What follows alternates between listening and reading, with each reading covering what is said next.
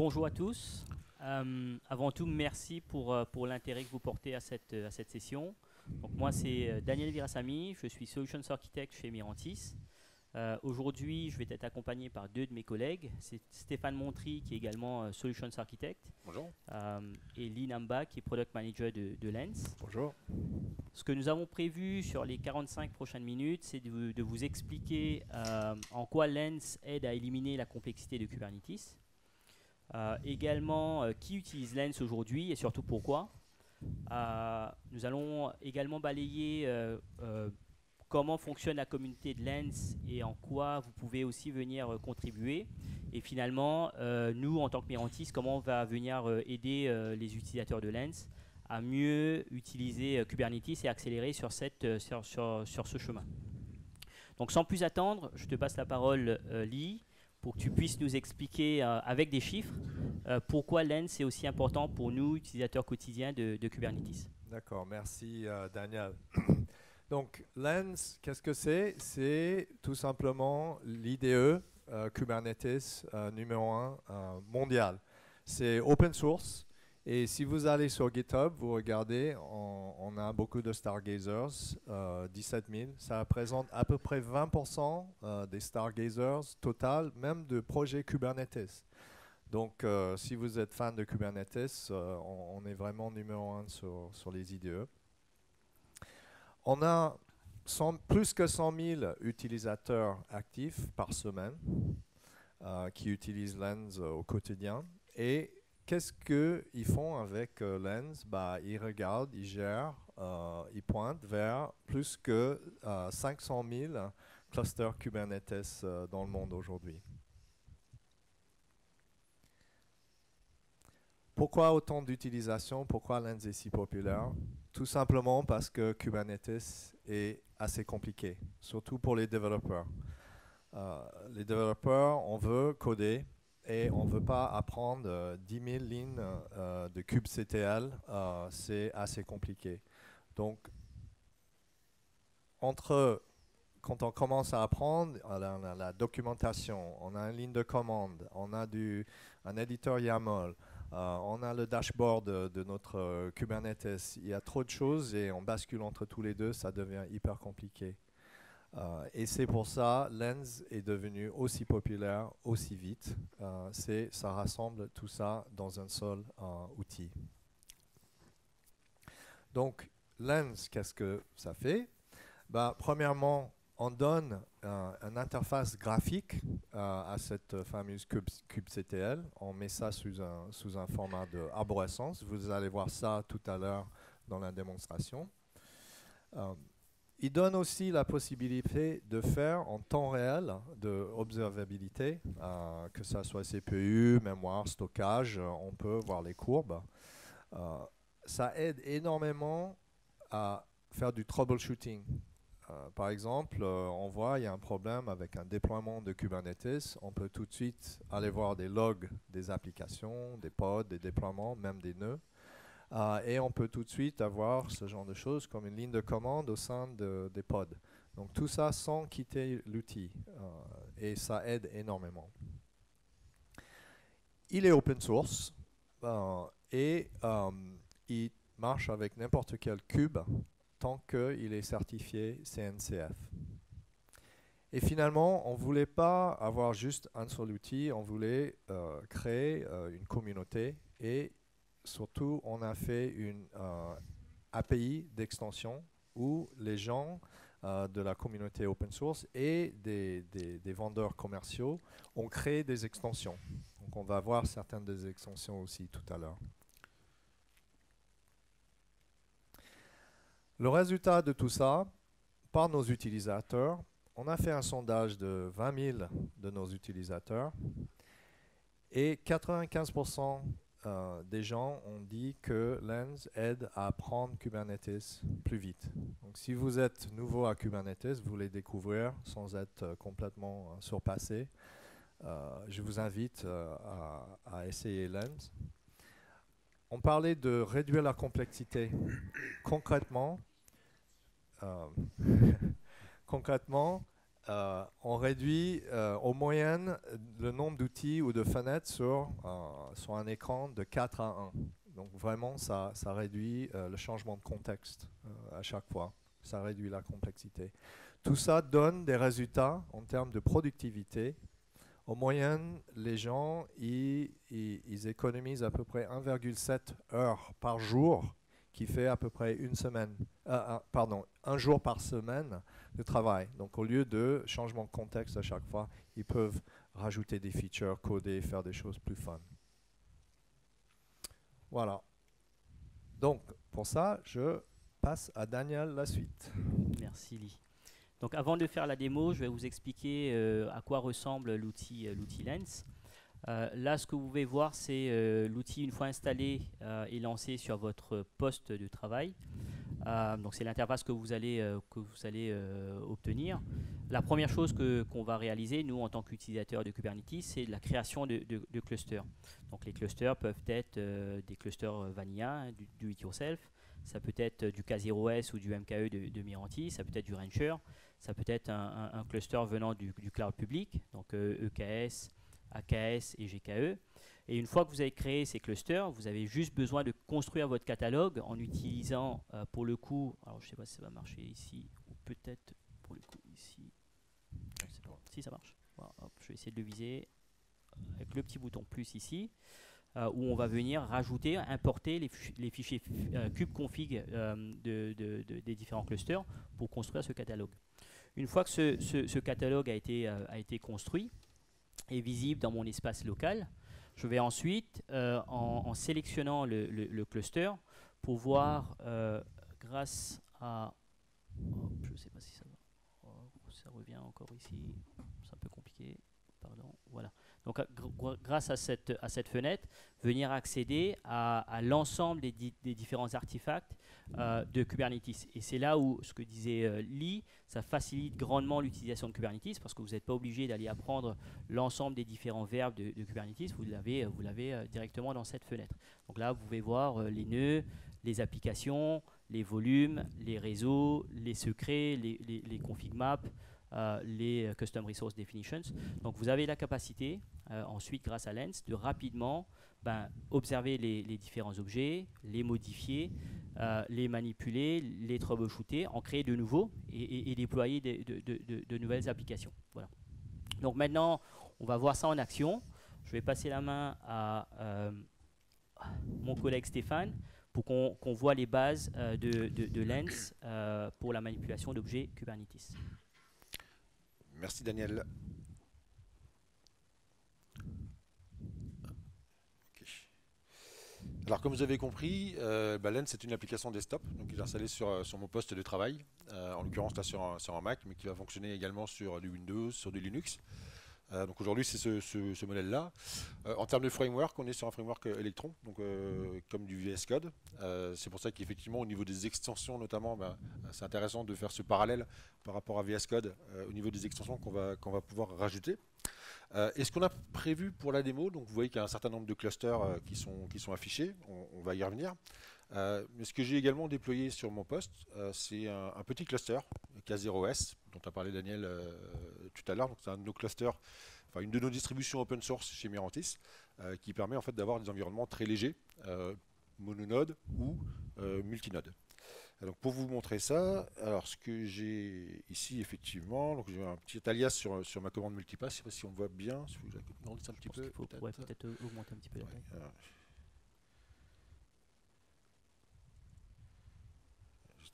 Ça, un fichier.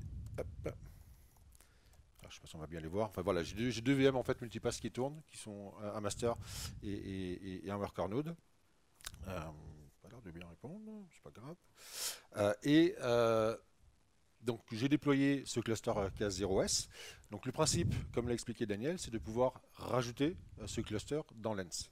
De manière basique, Lens va permettre, dès qu'on ajoute un cluster dans le fichier kubeconfig, il va automatiquement pouvoir le détecter et l'afficher dans la liste des clusters, si je reviens sur Lens, qui est affiché ici sur ma vue catalogue.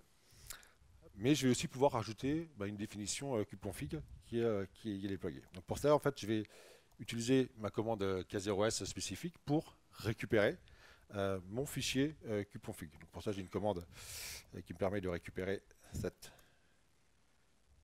commande et je vais récupérer à partir d'un fichier YAML qui est la définition ou la description de mon cluster Kubernetes. Je pense que mes VM ne sont pas up and running. Si. Je vais peut-être le soulager un petit peu. Excuse-moi, j'ai peut-être démarré un peu beaucoup de choses.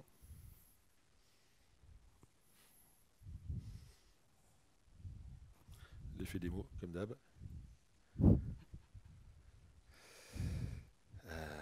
Voilà, alors je l'avais déjà copié, sorti ici, donc je vais le reprendre de là, pardon. Hop. Donc là, j'ai ma définition du fichier kubeconfig. Je vais récupérer tout ça. Et depuis Lens, donc j'ai le petit bouton plus qui me permet d'ajouter un cluster à partir d'un fichier kubeconfig. Donc là, je vais copier-coller ma définition et l'ajouter à Lens. On voit le petit message vert qui me dit que le cluster a été ajouté correctement dans Lens. Et directement, j'ai accès au cluster qui est là. Moi, je pense que mon cluster n'est pas dans un bon état. Ok, c'est pas grave. On va continuer. L'idée ici, c'était de pouvoir rajouter ce cluster dans ma liste de clusters existants. À partir de mes paramètres, je peux également l'ajouter dans ce qu'on appelle la hotbar. Donc c'est la barre que vous avez complètement à gauche sur l'interface Lens, qui permet en fait de rajouter des raccourcis au cluster sur lesquels on va vouloir accéder de manière plus rapide. Et puis, alors, ce qui est intéressant, ce que disait Lee aussi par rapport au contexte des différents environnements, c'est que là, je vais pouvoir simplement en cliquant sur un autre cluster afficher ce deuxième cluster et puis surtout être dans le contexte de mon cluster. Vous voyez que dans l'interface de Lens, on a également une fenêtre terminal et ce terminal, il est directement dans le contexte de mon cluster. Donc c'est comme si je faisais un kubectl contexte pour me positionner sur ce cluster. Et simplement, en cliquant d'un cluster à l'autre, je vais pouvoir avoir cette information. Maintenant, si on fait un peu le tour du cluster, donc effectivement, quand je vois le cluster en mode overview, la première chose qu'on voit, c'est qu'on a des informations d'observabilité. Donc il y a des métriques qui vont remonter. Et là, Lens va pouvoir automatiquement récupérer toutes ces informations du cluster à partir du moment où j'ai un stack d'observabilité dans mon cluster. Donc typiquement, là j'ai un Prometheus qui tourne, donc je vais pouvoir récupérer directement ces informations depuis Prometheus.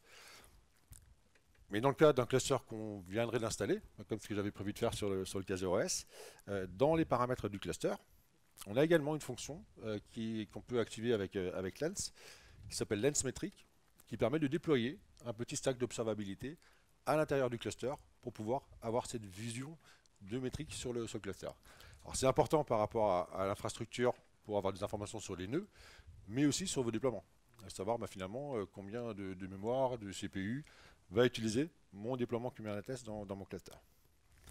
Là vous voyez que ce n'est pas activé parce que j'ai déjà un stack Prometheus dans mon cluster AKS qui a été déployé sur Azure.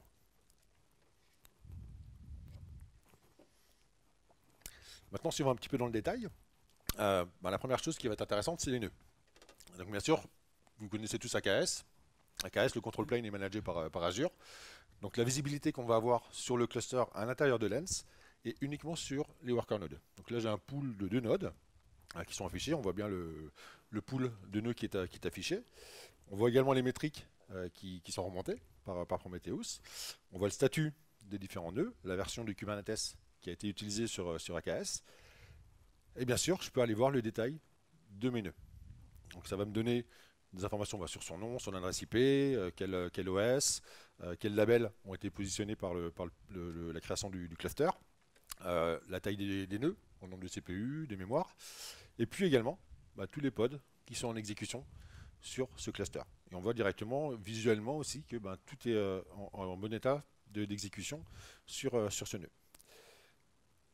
Ensuite, dans le détail du nœud, je vais retrouver également tout en haut des actions que je vais pouvoir exécuter sur mes nœuds.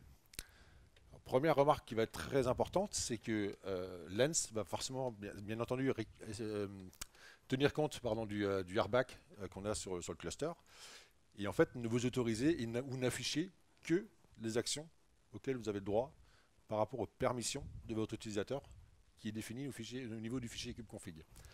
Donc typiquement ici, alors je suis administrateur de mon cluster, donc justement j'ai tous les droits, mais je pourrais très bien faire un shell sur le nœud, je pourrais supprimer mon nœud, je peux faire un cordon, je peux faire un drain, etc. Donc, parce que j'ai les permissions de le faire. Ça n'a pas forcément d'intérêt en termes d'opération à ce niveau-là, puisque ça va être géré ailleurs. Mais voilà, en tout cas, c'est des actions qu'on pourrait faire directement depuis Lens. Ensuite, on arrive sur la partie workload. Donc au niveau workload, on a déjà une vision d'ensemble des workloads. Alors là, je vais me mettre sur l'ensemble des namespaces. Et vous voyez déjà, il y a une première extension qui est assez intéressante. Ça permet de représenter graphiquement ce qui est déployé dans mon cluster, avec des codes couleurs pour représenter les charts Helm, les deployments, les pods, les config maps, les secrets, etc. Donc on a une charte de couleurs qui est en place. Et bien entendu, bon, là j'ai un petit cluster, il n'y a pas grand chose de déployer, mais quand on arrive sur un cluster un peu plus conséquent où j'ai des centaines, voire des milliers de pods, cette map elle est un peu compliquée. Donc on va pouvoir bien entendu aussi filtrer sur un namespace. Donc là par exemple j'ai un namespace Drupal où j'ai déployé Drupal au travers d'un chart Helm. Donc on voit l'objet Helm, on voit les deployments, on voit les services, etc. Donc tout ça c'est aussi représenté visuellement et ça permet avec ce filtrage au niveau namespace de voir les choses arriver. Maintenant, je vais revenir sur l'ensemble des namespaces et passer dans la partie terminal. Parce que le terminal, effectivement, il va vous permettre de déployer des choses à la mano. Il y a beaucoup de gens quand même qui restent friands de la CLI. Donc moi, je fais vraiment un mix quand j'utilise en fait Lens de l'interface graphique et puis certaines commandes que je vais faire à la main. Donc là, je vais simplement déployer une petite application au travers d'un chart Helm qui est local à ma machine. Et j'ai normalement copié la commande. Voilà. Hop, je vérifie que je l'avais bien supprimé d'avant. Je ne l'ai pas supprimé d'avant. Est-ce que tu peux faire plus grand? Ouais, non, c'est bon. Est-ce que c'est mieux là? Vous voyez mieux? C'est bien. C'est bon? Ouais. Encore? Ah oui, pour les gens qui sont au fond. Ok. Est-ce que ça va? Super. Voilà, donc là j'ai un Helm en fait qui est un chart Helm donc qui est stocké sur mon poste. Je vais l'installer, il s'appelle Devox App, je vais l'installer dans un namespace Devox et puis je vais utiliser en fait le chart qui est sur mon poste.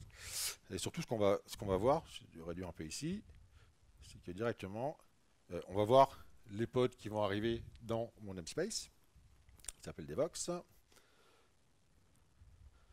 Voilà, donc là j'ai mes pods qui viennent d'être créés, donc voilà ils ont 10 secondes d'existence. Donc ça a été créé directement par le chart Helm, de la même manière qu'on va aller voir les services, etc. Donc dans cette overview au niveau workload, bien sûr j'ai les pods. Et puis quand je vais aller voir le détail du pod, c'est comme mon node tout à l'heure. Je vais savoir dans quel namespace il a été déployé, quel label on y a posé, quelles annotations, son statut, est-ce qu'il est running en erreur ou pas. On verra tout à l'heure la partie erreur. Sur quel node il a été déployé.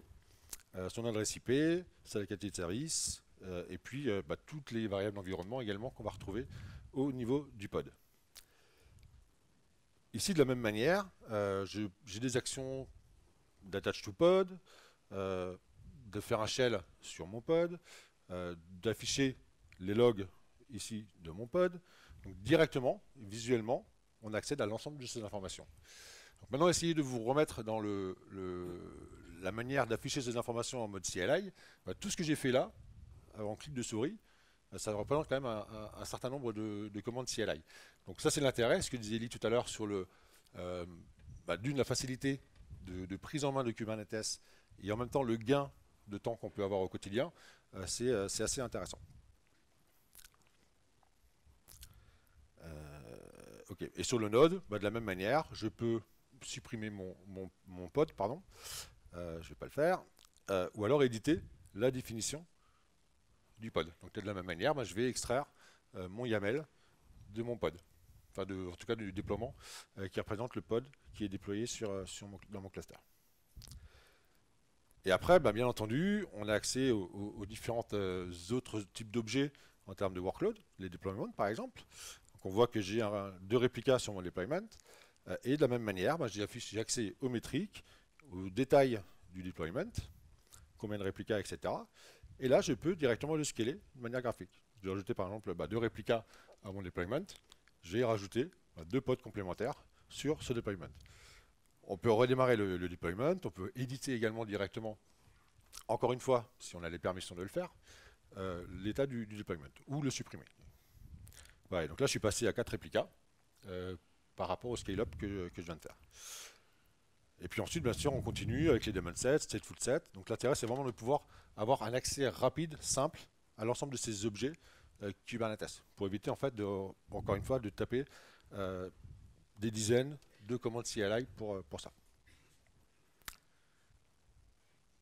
Après, bien entendu, si on continue dans le menu, on va arriver à la partie configuration. Donc on va également voir l'ensemble des config maps. Je vais me remettre sur tous les namespaces, réduire ma fenêtre terminale. Voilà, donc là on a tous les config maps qui sont définis dans mon cluster, les secrets, etc., etc. On voit également dans le menu qu'on pourrait voir les quotas qui seraient appliqués à des namespaces, des limit range, la définition de scaling horizontal ou de pod distribution de budget. Voilà, donc, tous ces objets-là, on va pouvoir y accéder simplement, directement depuis l'interface. Et ensuite, on arrive à la partie service, enfin network, dans lequel on va retrouver les différents services. Je vais revenir sur mon namespace Devox, où je retrouve le service qui a été créé avec mon application Devox App au travers du chart Helm. On voit que c'est un service qui est de type cluster IP. Donc, comme vous savez, on peut avoir des services cluster IP, node port, load balancer. Donc là, c'est un choix de le laisser en cluster IP parce qu'on voulait également vous montrer une autre fonctionnalité intéressante. Donc, quand je vais dans le détail de mon service, de la même manière, j'ai accès aux différentes informations, aux métadonnées de mon service, son type, l'adresse IP du service. Et puis ici, on a la capacité de faire ce qu'on appelle du port forwarding. Donc quand je suis en mode cluster IP ou node port, je peux faire ce forward de port pour pouvoir accéder à mon service à l'extérieur du cluster. Donc là, je vais déclencher ce port forwarding. Donc c'est commande kubectl port forward, pour ceux qui connaissent. Et directement, il va m'afficher, m'ouvrir finalement l'URL de mon application. Voilà, donc là, c'est le stand numéro 55, c'est notre stand numéro 6. N'hésitez pas à venir nous voir après la session. Donc très simplement, on a cette notion de port forward qui a été faite. Et puis, surtout, on a un menu ici, port forwarding, qui va permettre de lister l'ensemble des port forward qui sont en cours. Donc, et surtout, les conserver au niveau de l'interface Lens. Là, je vais le supprimer parce qu'on n'en aura plus forcément besoin. Et bien sûr, pour la partie networking, on va pouvoir voir les différents endpoints. Donc là, j'ai bien mes 4 réplicas derrière mon service, mon exposition de service. Si je définis des ingress, je vais les voir également ici, des network policies, etc. Et puis, quand on fait du Kubernetes, on a également besoin de stocker de la data. Bon, on sait très bien que le stockage dans les pods ou sur les nodes est très, très déconseillé. Et on va également pouvoir afficher tout ce qui a trait au stockage. À commencer par les storage classes. Donc là, on est sur un cluster AKS déployé sur Azure. Donc par défaut, il va automatiquement récupérer toutes les storage classes qui sont définies sur un cluster AKS. Et puis, afficher tous les volumes persistants, tous les VPVC en fait, qui ont été définis. Donc là, j'en ai quelques-uns qui sont affichés. L'application Drupal que j'ai déployée au travers d'un chart Helm, donc il va également créer du stockage persistant. Et puis, kubectl, on en reparlera tout à l'heure, c'est une des extensions qu'on va vous présenter, mais qui a également besoin de stockage persistant. Et bien sûr, à chaque fois, on va pouvoir cliquer sur l'objet pour afficher les détails qui vont nous intéresser sur cette application.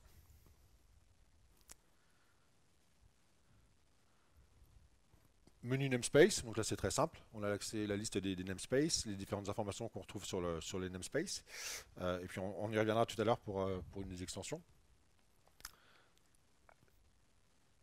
L'affichage des événements sur mon cluster, donc c'est sur un certain délai en arrière, on va pouvoir remonter aux événements qui sont arrivés sur mon cluster.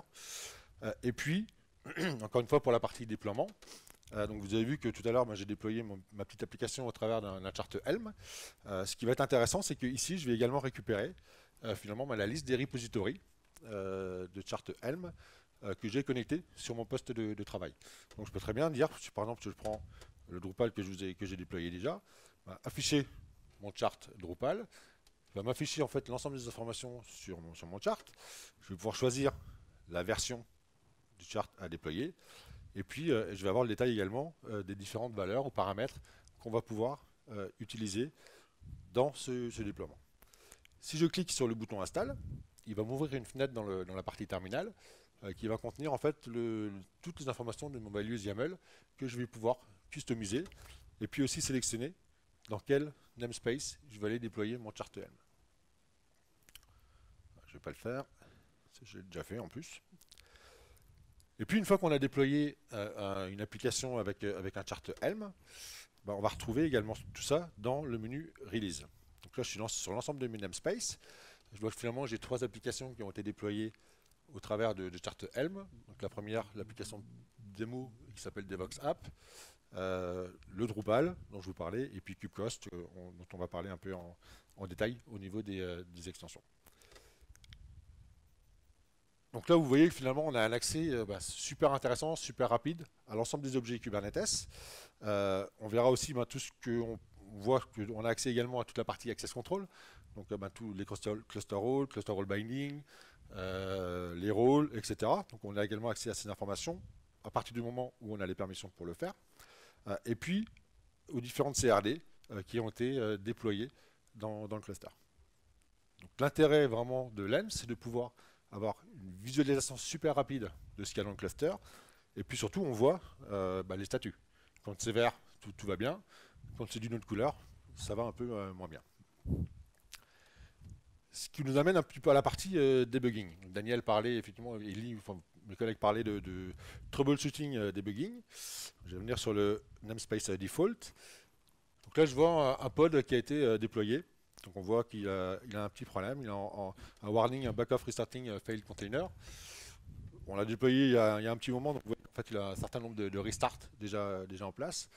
Donc l'idée ici de la même manière, c'est de pouvoir dire je veux accéder au log de mon pod, donc j'accède à mes logs. Je vois qu'effectivement il essaie de lire un fichier texte qui n'est pas présent sur le pod.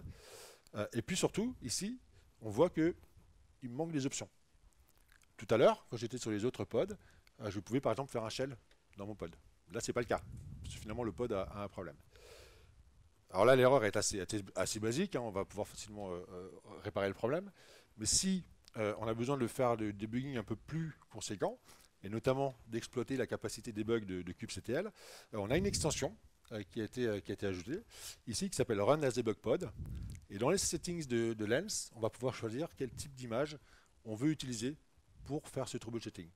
Là, par exemple, je vais prendre la BusyBox. Et ce qui va se passer, c'est qu'en fait, Lens va me créer un nouveau pod de debugging qui va me permettre, si j'ai besoin d'aller dans le pod, de rentrer directement dans le contexte de mon pod. Donc là, j'ai également toutes les informations qui sont affichées. On voit bien que, en termes de label, là, il a été créé par cette extension Lens Debug. Et puis, surtout ici, je suis dans mon pod pour faire mon debugging.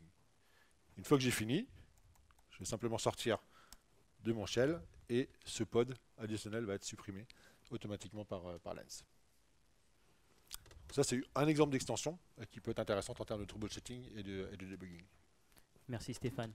Donc effectivement, là, on a vu la manière dont Lens va faciliter l'utilisation pour les développeurs et également pour les administrateurs de la plateforme pour troubleshooter les différents problèmes, pour analyser les différents composants, donner accès aux différents services et notamment aux nœuds. Parfois, on a besoin également d'avoir accès aux nœuds pour regarder et comprendre ce qui se passe sur le cluster. Ça permet également de renforcer un peu certains principes de la gouvernance, notamment sur le déploiement d'applications. Ce qu'on n'a pas forcément couvert sur la partie Helm, c'est par exemple qu'on est capable de rajouter des registries particuliers à Lens et donc du coup de déployer des applications qui sont entre guillemets contrôlées par votre organisation. J'aimerais aussi revenir un petit peu sur la partie extension. Là, on a vu l'extension de debug. C'est vrai que ça, c'est un des outils les plus puissants de Lens, dans le sens où ça permet aux super utilisateurs de venir ajouter des fonctionnalités supplémentaires à Lens sans forcément changer ou modifier le code global de l'outil. Ça permet à des partenaires aussi de venir développer des fonctionnalités supplémentaires et donner accès à leurs services via Lens. Donc vraiment, on utilise Lens comme ce prisme pour accéder au cluster et on a la visibilité assez simple sur l'ensemble des services. Là, j'ai en tête deux extensions qu'ont réalisées deux de nos partenaires. KubeCost pour la gestion des coûts. Et donc ça, c'est aussi très important pour beaucoup d'organisations d'avoir ce contrôle sur ce qui se passe sur le cluster, que ce soit global au cluster ou par namespace en termes de coûts, mais également une deuxième extension qui est Starboard d'Aqua, qui va également me permettre d'avoir de la visibilité en termes de sécurité sur mes applications. Donc pour la suite de la démo, on va maintenant regarder ces deux extensions et voir dans quelle mesure on peut les utiliser simplement via Lens. Ouais, merci Daniel. Alors, première chose, effectivement, je vais revenir d'abord sur on va dire un peu le menu de base de Lens, sur la vue catalogue. Donc la vue catalogue, ça vous permet d'avoir la visibilité dans l'ensemble des clusters qui sont déployés sur, enfin en tout cas qui sont attachés à votre environnement Lens. De la même manière, on a une vue pour les extensions, où en fait on va afficher les extensions qui sont installées sur Lens, qu'on va pouvoir ajouter, parce qu'en fait vous allez avoir sur notre site kutestlens.dev un lien vers toutes les extensions qui sont accessibles aujourd'hui. Donc comme a dit Daniel, en fait on a un certain nombre d'extensions qui ont été développées par Mirantis, par l'équipe Lens, et puis d'autres qui viennent de sociétés tierces, alors, des fois commerciales, des fois pas commerciales, enfin, tout dépend des types d'extensions. Et quand on regarde ici en fait la liste d'extensions qui sont installées chez moi, donc on retrouve effectivement Starboard, qui est une extension de sécurité qui est faite par Aqua Security, une extension Jenkins X, KubeCost, on va la voir en détail, et puis les dernières qui sont des extensions finalement Mirantis, AppViewer, je vous montrerai dans l'interface à quoi ça correspond, afficher des informations plus spécifiques de certificats, la Debug Tools, je vous les montrer tout à l'heure pour la partie debugging, et puis ensuite des outils plus par rapport à notre portefeuille de produits, c'est pas le débat aujourd'hui. Et puis la Cube Resource Map, qui est la carte que vous avez vue tout à l'heure avec les différentes couleurs qui permettent de voir graphiquement ce qui est déployé dans mon cluster. Donc toutes ces extensions sont installées. Alors certaines au travers d'opérateurs, certaines au travers de Chart-EM, donc tout dépend comment l'extension a été construite. Et puis ce qui va être intéressant, c'est notamment pour la partie KubeCost, on va commencer par celle-ci. Donc comme a dit Daniel, KubeCost est une solution de FinOps qui permet en fait d'évaluer les coûts d'infrastructure dans vos clusters par rapport à vos applications. Alors KubeCost est une application tierce, donc une application commerciale. Maintenant, vous avez des versions en fait, d'essai où vous êtes limité à un certain nombre de nœuds, donc vous pouvez très facilement la déployer sur des petits clusters. Et on va la retrouver ici dans mon cluster, parce que je l'ai installé, je suis dans le default, voilà, sous forme de Chart-EM. Donc on la retrouve ici, Cost Analyzer, qui est exposé au travers d'un service type Cluster IP. Donc je vais également avoir besoin de faire mon port forward. Donc je vais rajouter cette petite commande ici, dans mon terminal, voilà. Donc là, je vais donner accès en fait à l'interface de KubeCost. Voilà, je vais vous la montrer là. Voilà, donc là j'ai un cluster finalement, parce que j'ai KubeCost qui est déployé dans mon cluster AKS. Donc je vais voir ce cluster AKS, le coût de mon cluster, éventuellement les gains que je pourrais réaliser, parce que finalement on voit que le taux d'efficacité d'usage d'infrastructure n'est pas génial. Ça veut dire que j'ai beaucoup d'infrastructures pour très peu d'éléments qui sont déployés dedans. Ensuite, voilà, on ne va pas aller dans le détail de KubeCost, c'est pas le sujet, mais là avec KubeCost vous allez pouvoir avoir un certain nombre de rapports, dashboards sur l'usage de votre cluster par rapport au coût de l'infrastructure. Et alors vous allez me dire, quel est le lien avec Lens? Lens, si par exemple je veux reprendre mon namespace Drupal, cette extension, elle me permet d'avoir ici les coûts de mon namespace Drupal sur mon infrastructure Azure par rapport à l'usage qui en est fait. Alors là, effectivement, c'est des très petits chiffres parce que on a quelques pods qui tournent et c'est pas forcément très révélateur. Mais quand on a des applications de plus en plus grosses, ça nous permet vraiment de voir aussi ce que coûte un namespace. On a beaucoup de nos clients qui nous posent la question de comment pouvoir gérer cette notion de coût, parce que souvent il y a une réfacturation interne de l'usage de la plateforme par rapport à des applications. Donc ça c'est plutôt intéressant en termes de visibilité sur les coûts d'infrastructure et au travers de cette extension qui est faite via Lens. La deuxième extension dont parlait Daniel, c'est Starboard. Alors je vais juste baisser ranger un peu les menus pour que ce soit plus lisible pour vous. Oups. Voilà, donc là j'ai les différentes extensions qui sont affichées. Alors certaines vont apporter un menu dans Lens, pas forcément toutes. Par exemple, la ressource map est liée, mais la debug tools, j'ai pas de menu spécifique. Par contre, j'ai un menu debugging au niveau des objets pod. Et si je prends cette extension Starboard, donc ce qui va se passer, c'est que Starboard, donc déployé sous forme d'opérateur, en fait, va permettre de surveiller des namespaces. Alors soit on les surveille tous, soit seulement certains.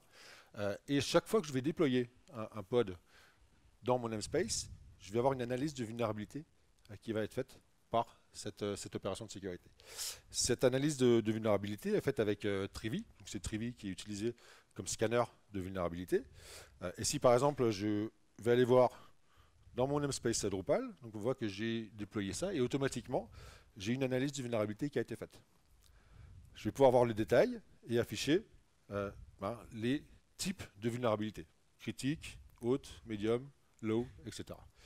Et puis derrière, on va avoir la liste des différentes CVE qui sont concernées. Je vais voir le détail de la première, je clique dessus et je vais automatiquement sur le site d'Aqua avec le détail de la CVE.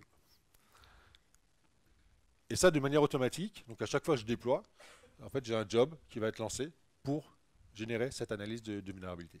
Donc ça c'est super important, c'est même au niveau développement, ça vous permet d'avoir tout de suite une visibilité de l'état de la sécurité des déploiements que vous allez réaliser dans les clusters. Alors on a cette analyse de vulnérabilité, mais on a également des rapports de configuration d'audit. Donc si je vais sur ce rapport-là, je vais voir en fait certaines informations, certains checks qui vont être faits. On peut aller générer des rapports de type CIS benchmark, etc. Donc là on exploite vraiment les fonctionnalités open source de cette solution Aqua Security. Voilà pour les deux extensions Très bien. Vous voulez que je couvre. Merci Stéphane. Donc en effet, les extensions aujourd'hui sont principalement développées soit par Mirantis, soit par certains utilisateurs de Lens, soit par nos partenaires. J'aimerais un petit peu plus creuser cette question autour de la communauté. Effectivement, Lens c'est un outil open source. On a cette communauté, on a une façon d'interagir avec la communauté et puis d'y participer. Donc, Lee, si tu pouvais nous expliquer un petit peu plus le fonctionnement de cette communauté, quels sont les mécanismes d'interaction, et aussi nous, en tant que Mirantis, ce que nous avons prévu dans un futur proche en termes de développement et de roadmap sur Lens pour les différents utilisateurs de cette plateforme. Oui, donc sur le roadmap, on va continuer à vraiment approfondir et à aider les développeurs et surtout les développeurs cloud natifs. On voit aujourd'hui que souvent ce qui se passe, c'est que les développeurs aujourd'hui, ils ont besoin d'avoir un IDE pour faire du code. Et à côté maintenant, au niveau de déploiement, ça devient plus compliqué au niveau de cloud. Des fois on est on-prem, des fois on est sur un cloud public ou multi-cloud public. Et de voir tous ces déploiements et de troubleshooter, ça devient de plus en plus difficile. Donc on va toujours aller à aider en fait les développeurs à rendre leur travail plus efficace pour qu'ils écrivent plus de code et passent moins de temps à troubleshooter des infrastructures. Pour ça, par exemple, et aussi pour l'introduction vers du Kubernetes, depuis Lens, on va mettre aussi une disponibilité d'un Kubernetes qui est géré sur nos infrastructures, un simple cluster de développement de 1 nœud, 2 CPU, 4 Go de RAM. Avec un simple clic, il est déployé. On a un certain nombre d'heures gratuites et ensuite, pour la suite, si vous trouvez ça utile, vous pouvez continuer à l'utiliser. Une des super features que moi j'aime bien avec ça, c'est on a créé le auto shutdown sur ce feature. Combien de temps on démarre un cluster, surtout dans les public cloud, et après on l'oublie, et le week-end passe, quelques semaines passent, et nos managers ils viennent vers nous, ils disent ce cluster-là, il fait quoi? Ça consomme beaucoup. Voilà, fin du mois. Donc celui-là, il fait un auto-shutdown. J'utilise ça tout le temps, je démarre, je regarde quelque chose dans Kubernetes. Si j'oublie, c'est pas grave. Il est en shutdown quelques heures plus tard si je ne l'utilise pas. D'autres choses, on va continuer, surtout il y a des entreprises qui nous demandent de rajouter la sécurité. Donc on va continuer à aborder et approfondir toute la partie sécurité avec les différents partenaires. Et aussi approfondir tout ce qui est contrôle airbag. Avoir un contrôle plus fin sur créer des groupes, des teams, et affecter ça à des groupes de ressources et voir un contrôle d'accès pour un tel groupe sur un tel groupe de ressources. Donc ça, c'est dans notre roadmap.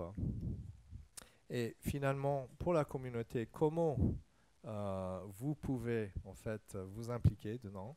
On a plusieurs méthodes. Donc, la première, c'est on peut toujours aller télécharger notre logiciel Lens sur le site de Mirantis en haut, ou bien sur le site dédié à Lens, kxlens.dev. Le GitHub, il est aussi dans lensapp/lens, donc vous pouvez voir ça. Et s'il vous plaît, mettez un Stargazer pour nous si vous avez apprécié cette session. Après, on a un Slack de communauté. Donc, si jamais vous avez des problèmes, les gens, ils y viennent, ils posent des questions. J'ai eu un problème avec ça.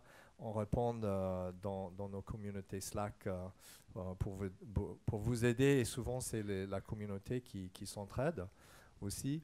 Et finalement, si vous êtes bon en Node ou en React, vous pouvez aussi écrire vos extensions pour vos propres projets.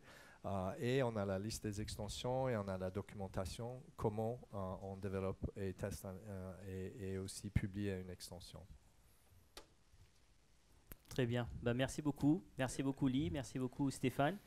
Nous sommes parfaits en termes de timing. Il nous reste 2 minutes pour les questions. Est-ce que vous avez des questions?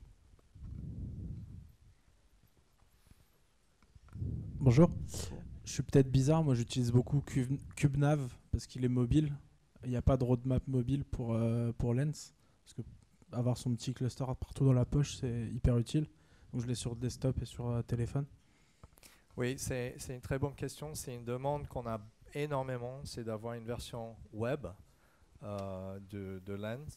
Et la petite histoire, c'est au début, Lens, c'était une version web. Le problème avec ça, c'était qu'il fallait installer sur le cluster Kubernetes, l'application web.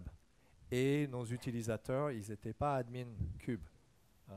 Et donc, il n'y avait pas beaucoup d'utilisation. Donc, ce qu'on a dit, c'est on va prendre cette application-là et on va le mettre sur une forme client. Pas besoin d'installer quoi que ce soit sur un cluster Kubernetes. Et c'est à ce moment-là, tout le monde commençait à l'utiliser. Maintenant, on a cette demande aussi de web ou de mobile, et c'est sur notre roadmap, on va le faire. Maintenant, on voit le succès, on voit l'utilité de Lens, donc c'est indéniable, on va le faire aussi. Alors, merci pour cette présentation. Quel est le positionnement de Lens par rapport à Rancher? Vu que je vois qu'ils utilisent, c'est à peu près la même vision. Il doit y avoir un peu la différence. Oui, donc en fait, Lens, on n'a pas forcément des distributions non plus de Kubernetes. On peut gérer multi-choses. Je pense que Lens, de mon point de vue, il va beaucoup plus loin dans les détails et il est beaucoup plus utile par rapport à Rancher Desktop aujourd'hui. Peut-être ça va changer à l'avenir, mais on voit notre positionnement plutôt quelque chose qui est neutre, qui peut aller partout et qui va vraiment plus profonde et plus positionné au niveau développeur. Je pense que Rancher, il est un petit peu plus positionné pour les opérateurs. Nous, c'est pour ça qu'on est là en conférence de développeurs. Et pour toutes les autres questions, parce que je vois qu'il y a des gens qui n'ont pas eu le temps, stand 55, venez tenter votre chance aussi pour gagner un beau skateboard. Et puis vous avez droit aux belles chaussettes Mirantis sur le stand. Merci à vous. Merci beaucoup.